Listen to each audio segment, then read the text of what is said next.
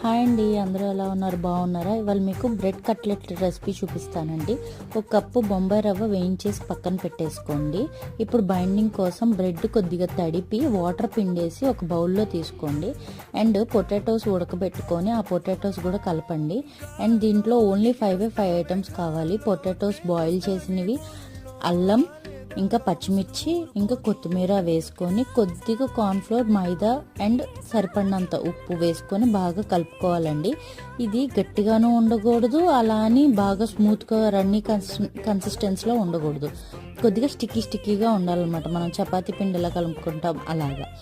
అది రెడీ అయిపోయాక బాల్స్లా రెడీ చేసుకొని మనం వేయించి పెట్టుకున్న బొంబాయి రవ్వలో ఇది కొద్దిగా డిప్ చేయాలి. ఎందుకు అంటే ఇది ఆయిల్లో కొద్దిగా మనము ఫ్రై చేసినప్పుడు క్రిస్పీగా చాలా బాగుందండి టేస్ట్. మీరు కూడా ఒకసారి ట్రై చేయండి. ఇది మేము విస్మయ్ ఫుడ్లో చూసి ట్రై చేసాం.